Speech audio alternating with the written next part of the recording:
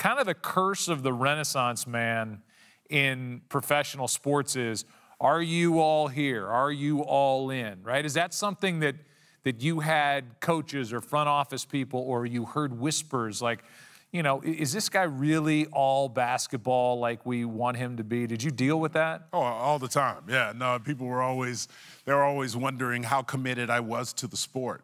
And where do you think that comes from? Well, I think part of it came from me saying I don't like to play basketball. Okay. No. Basketball, I thought it was fun. It was okay. But I didn't see it as a game. I saw it as this was my calling, right? I'm here. I'm supposed to do this. I'm 7 feet tall. You know, I've been put in this position.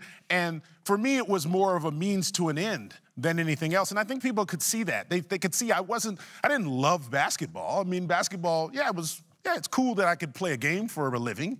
But I felt when I stepped in that locker room, I felt the responsibility for every guy that was in that locker room, right? Like, so I would look at them and I'd say, how can I help that guy? How can I help that guy? How can I help that guy?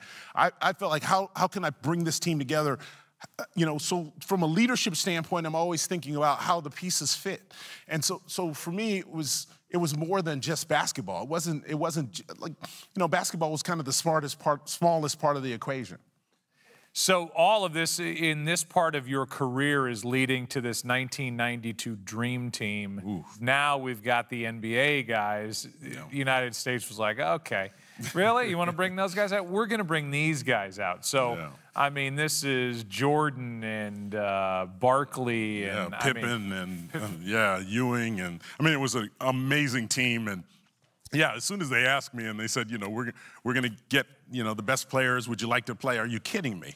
Right. Would I like to play? Absolutely, I'd like to play. So, I mean, it was surreal, to be honest with you. Getting out there and getting a chance to play with these guys. For me, you know, we hadn't won a championship yet. So being around Larry Bird and Magic and Michael and Scotty and, you know, being around these guys who were champions was important for me. I felt like I'm going to just swallow up everything they say. I'm just going to get underneath them and listen and learn and go to practice and figure out what they're doing to be champions. And I think that's part of what kind of helped me learn how to be a leader for the Spurs. What did it feel like for a Navy man, a Naval Academy graduate, to win a gold medal and represent the United States? Yeah, I mean, just wearing USA across your chest, I mean, obviously being in the military, you know what that means, right? When you go overseas and you have that USA on your chest, you understand how many people you represent. And so for me, standing on that podium, you know, I had grown up watching the Olympics. I watched, you know, Mary Lou Retton and,